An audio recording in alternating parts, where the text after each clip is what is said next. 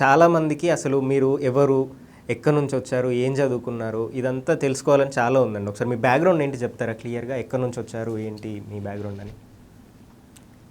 నా జీవితం ఒక అద్భుతమైన అంటే ప్రపంచంలో యేసు ప్రభు దేవుడు చాలా అద్భుతాలు చేశాడు.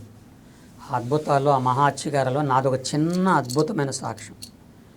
నా జీవిత చరిత్ర ఏంటంటే, మేము అడవి జాతి చెందిన మనుషులమే. అయితే మా అడవిలో ఉన్న ప్రజలకి అనాగరికులు, అడవి మనుషుల వాళ్ళు. అక్కడ కొంతమంది బయట నుంచి తాగుబోతులు, దొంగలు, స్మగ్లర్లు మా అడవిలోకి ప్రవేశించి ప్రభుత్వ చట్ట వ్యతిరేకంగా అడవి సంపద, జంతు సంపద దొంగతనంగా దోసుకెళ్ళిపోవడం కాకుండా అడవిలో కనబడినటువంటి మా అక్కల్ని, మా చెల్లెల్ని, మా ఆడపిల్లల్ని అతి దారుణంగా పాడు చంపేసేవారు.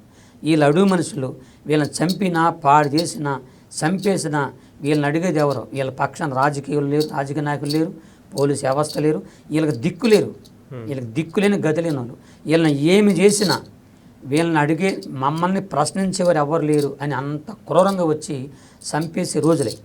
అలాంటి రోజుల్లో మా కులస్తులు, మా కుల పెద్దలు, మా తండ్రి గారు ఎల్లయ్య అడవిలో పుట్టి అడవిలో చచ్చిపోయి అనాగరికులు మా ఆడపిల్లల్ని ఇంత దారుణంగా మీరు చంపేస్తున్నారయ్యా, ఎందుకయ్యా అని అడిగినందుకు వాళ్ళ దగ్గర ఉన్న బాంబులు, తుపాకులతో బెదిరించి భయపెట్టేవారు.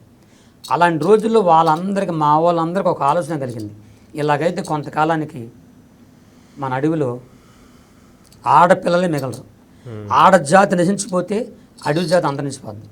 కాబట్టి ఎలాగైనా మన ఆడపిల్లలను కాపాడుకోవాలంటే మనము కూడా ఏదన్నా ఒక ఆలోచన కలిగి ఏదో ఒకటి తయారు చేసి ఈ అక్రమాలను అరికట్టాలి.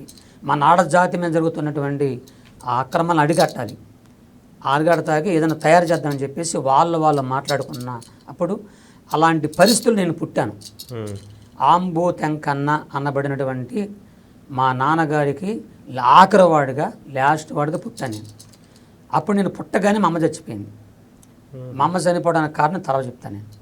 అప్పుడు ఆ పసిగుడ్డుగుండగా నా తండ్రి నన్ను తీసుకొని, ఇదిగో నా కొడుకు మీసాల గొరప, వీడిని మన ఆడపిల్లను రక్షించే రక్షకుడుగా, అడవికి ఒక కాపరగా మనం తయారు చేద్దాం అని చెప్పి వాళ్ళు మాట్లాడుకొని, పాములు కరిసిన, పామిషం తాగిన, చనిపోకుండా కొంతకాలం బ్రతికే కొన్ని అడుగు మందులు ఉన్నాయి. నల్లిస్ర, తెల్లిస్ర, భూమిస్ర, మణికంఠ అని కొన్ని మందులు ఉన్నాయి. ఆ మందులు ముందుగా నాకు అవేంటంటే, నేనే కాదు, మీరే కాదు, మనుషులు ఎవరు త్రాగిన కొంతసేపటికి శరీరం అంతా ఆవరించేస్తాయి. ఆవరించిన తర్వాత కొంతకాలం తర్వాత అప్పుడు ఈ పామిషాలు తాగిన తర్వాత, ఈ పామిషం ఎంత తాగినా, చనిపోయే మంది ఎన్ని తాగినా మనిషి బతికే ఉంటాడు. ఈ తాగిన పసల శక్తి ఉన్నంతకాలం బతికే ఉంటాడు. వాడి శక్తి ఎప్పుడు తగ్గిపోద్దో, మందుల శక్తి, అప్పుడు చచ్చిపోతాడు. అందుకని ముందు నన్ను సావనేయకుండా ఈ అడుగు మందులు ముందు నాకు త్రాగించి, ఆ తదుపరి మా ప్రాంతంలో ఉన్న భయంకర పాములు, నలతరాసు, ఎరతరాసు, గోందరాసు, పస, కోడిదరాసు అని 5 రకాల పేర్లు కలిగిన పామేశాన్ని నేను పుట్టింది మొదలుకొని నాకు 13 సంవత్సరాలు వయసు వచ్చే వరకు కొద్దిగా నేను తినే ఆహారంలో, నేను తినటువంటి త్రాగే నీళ్ళల్లో నా కళ్ళ ముందే పాములు తీసుకొచ్చి అవి పిండి అని, మనం ఇప్పుడు ఆహారంలో నెయ్యి ఎలా వేసుకుంటారో అలాగ వాళ్ళు వేసేవాళ్ళు. నాకు తెలియదుగా నేను అలాగ త్రాగేస్తూ ఉండేవాడిని. అలాగ తాగుతూ నాకు తెలియక పుట్టిన కాడ నుంచి 13 వచ్చేసరికి నాకు తెలియకుండానే శరీరం అంతా పామిషం మారిపోయింది. నా జుట్టు, నా గోళ్ళు, నా శరీరం చాలా భయంకరంగా మారిపోయినప్పుడు అప్పుడు ఎవరైనా సరే మా ఆడపిల్లల జోలికి వస్తే, నాకు ఇచ్చిన ట్రైనింగ్ అది, భూమి మీద నడిచేవాడిని కాదు, నేను సెట్ల మీద ఎక్కువగా తిరుగుతూ ఉండేవాడిని. ఎక్కువగా అంటే నాకు ట్రైనింగ్ అలాగ ఇచ్చారన్నమాట. ఎక్కువగా సెట్ల మీద తిరగటం, అడుగు మనిషిలాగా చేస్తూ ఉండేవాడిని.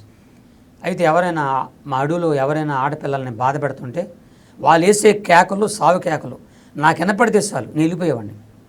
ఒకవేళ నాకు వినపడకపోతే మా నాన్న కానీ మా బంధువులు నన్ను పిలిచేవారు. నేను చెట్ల మీద ఉండేవాడిని. చెక్కమిగడ, మేసాగురప్ప, వర్రా జాంచి కురుకురే నరిచేవారు. అంటే కొడుగా విషయం మనిషి రా, మన ఆడపిల్లలను వాళ్ళు బాధ పెడుతున్నారు, చంపేస్తున్నారు, వెళ్ళి వాళ్ళని చంపేసి మన ఆడవాళ్ళని కాపాడు అని. అంటే ఒక కుక్కల మన పోలీసు వారు ఈ డాగులను తయారు చేస్తారు సేమ్ అంతే. వాళ్ళు చెప్పింది నేను చేయాలి. ఇల్లు కరిసేమంటే కరిసేయాలి, గిల్లేమంటే గిల్లేయాలి, వెళ్ళిపోయాడు అంతే. నాదేంటంటే ఓన్లీ ఆడపిల్లలకి ఎవరైనా ఆడపిల్లలను బాధ పెడుతుంటే నేను వెళ్ళిపోయేవాడిని. నేను వెళ్ళినప్పుడు నన్ను చూసి వాళ్ళు ఆడపిల్లను వదిలేసి పారిపోతే నేను ఏమనేవాడిని కాదు, వాళ్ళని వెంటబడేవాడిని కాదు, ఏం చేసేవాడిని కాదు. వదలకుండా ఇంకా ఆడపిల్లని బాధ పెట్టి నరక యాత్ర చూపిస్తుంటే వెళ్ళిపోయి నా చేతి గొలతో గిల్లేసేవాడిని. వాడు ఎంతలా ఉన్నా, ఎంత ఎత్తున్నా, వాడి దగ్గర తుపాకులు ఉన్న బాంబులు ఉన్నా నాకు తెలిసేది కాదు. నేను వెళ్ళిపోయేవాడిని. వెళ్ళి నా పని ఏంటి, ఆడపిల్లలను కాపాడుకోవాలి, మా అడవి ఆడపిల్లని కాపాడుకోవాలి, అదే నా పని. వెళ్ళటం వెళ్ళి నా చేతి గొలతో గిల్లేసేవాడిని, నా నోట్లో పలతగర చేసేవాడిని. చెట్లుకి వేలాడుతుండే ఓడలు, అంటే ఓడలు తాడులాగా ఉంటాయి, అవి ఊగటం బలిష్టం నాకు. అవి పట్టుకుని ఉయ్యాల గొగ్గుతూ ఒక్క తందనేవాడిని. నా కాలు గూరుతో తన్నేసేవాడిని. నా కాలుగూరు కానీ, చేతిగూరు కానీ, నోట్లో పొల్లు కానీ ఎదుడు మనిషిలో దిగబడితే చాలు నాలో ఉన్న పామేశ్వరం వాళ్ళకి వెళ్ళిపోయి గిరగిర తిరిగి కింద పడి చచ్చిపోతుండేవాడు.